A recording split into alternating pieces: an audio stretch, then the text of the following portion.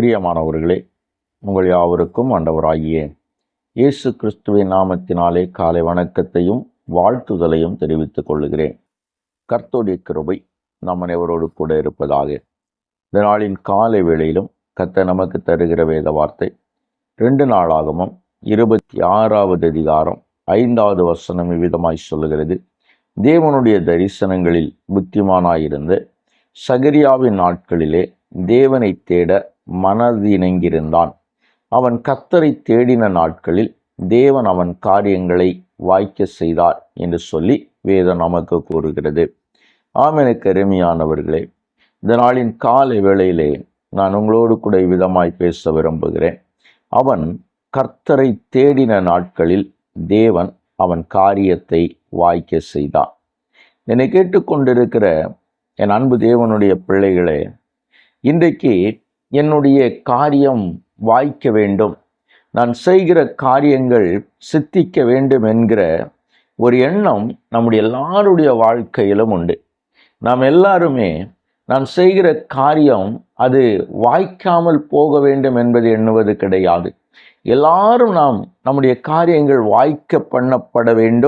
வாய்க்க வேண்டும் என்றுதான் நாம் நினைக்கிறோம். இப்பொழுது வேதம் இங்கே சொல்லுகிறது, அவன் கர்த்தரை தேடின நாட்களில் கர்த்தர் அவனுடைய காரியத்தை வாய்க்க செய்தார் என்று சொல்லி வேதம் நமக்கு கூறுகிறது. என்னை கேட்டுக்கொண்டிருக்கிற அன்பு தேவனுடைய திருச்சபையே, அப்படியானால் இது யாரை குறித்து கூறுகிறது? உசியா ராஜாவை குறித்து வேதம் கூறுகிறது. இந்த உசியா ராஜா 16 வயதிலே இவன் ராஜ்யபாரத்திற்கு வந்து 52 வருஷம் எருசலேமிலே அரசாண்டவன். இவன் தாய் எக்கோலியாள் என்கிற பெயர் கொண்டவள் என்று வேதம் நமக்கு கூறுகிறது. இவனுடைய தகப்பனார் பெயர் அமத்சியா. இவன் என்ன செய்தானா, கர்த்தருடைய பார்வைக்கு செம்மையானதை செய்து கொண்டிருக்கும் பொழுது கர்த்தர் அவனுடைய காரியங்களை எல்லாம் வாய்க்க செய்தாராம். அப்படி அவனுக்கு கர்த்தர் என்ன காரியங்களை எல்லாம் வாய்க்க செய்தார் என்பதாய் நாம் பார்க்கிற பொழுது, இவன் பெலிஸ்தரோடு கூட யுத்தம் பண்ணி காத்தின் அலங்கத்தையும் எப்னேயின் அலங்கத்தையும் அஸ்தோத்தின் அலங்கத்தையும் இடித்து போட்டு அஸ்தோத் நாட்டிலே பெலிஸ்தியருக்கு உள்ளே பட்டணங்களை கட்டினான் என்று சொல்லி வேதம் நமக்கு கூறுகிறது. அது மாத்திரமல்ல, பெலிஸ்தியரையும் கூர்பாகில் குடியிருக்கிற அராபியரையும் மெகூனியரையும் வெல்ல தேவன் இவனுக்கு துணை நின்றார் என்று வேதம் சொல்லுகிறது.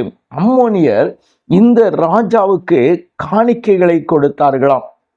இவனுடைய புகழ் எகிப்தினுடைய எல்லை வரையிலும் அந்த உசியா ராஜாவுடைய புகழ் அது பரவிக்கொண்டே இருந்தது.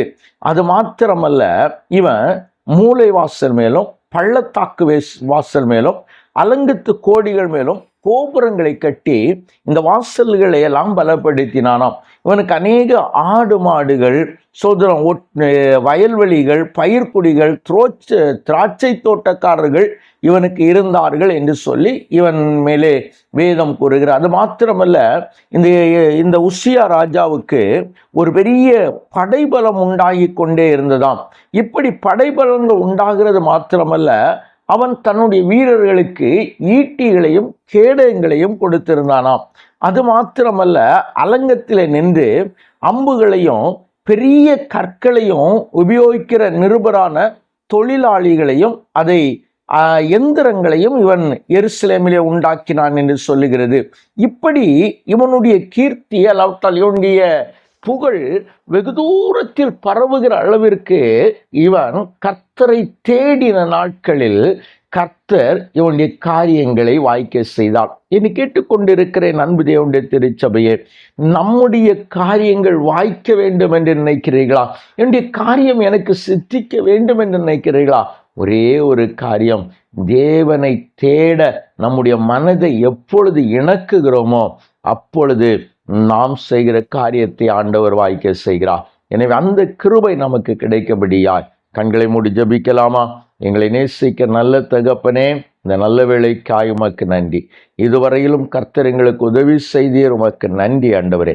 இப்பொழுதும் ஆண்டவரே அப்பா, அந்த உசியா ராஜாவை குறித்து நாங்கள் பார்க்கிற பொழுது வேதம் எங்களுக்கு அழகாய் சொன்ன வார்த்தைகளுக்காய் உமக்கு நன்றி ஆண்டவரே. அவன் எப்பொழுது உம்மை தேட ஆண்டவரே சோதரம் தன்னுடைய மனதை இணங்கினானோ, எப்பொழுது அவன் உம்மை தேடினானோ, அப்பொழுதெல்லாம் தேவன் அவனுடைய காரியங்களை வாய்க்க செய்தீரல்லவா. இப்பொழுதும் உம்மை தேடி வந்திருக்கிற ஜனங்களுடைய காரியங்களை என் ஆண்டவர் நீர் வாய்க்க செய்ய வேண்டும் என்று ஜெபிக்கிறோம்.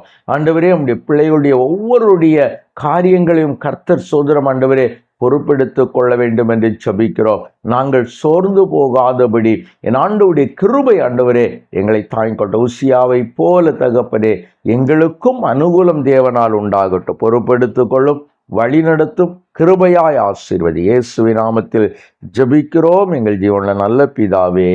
ஆமேன், ஆமேன், ஆமேன்.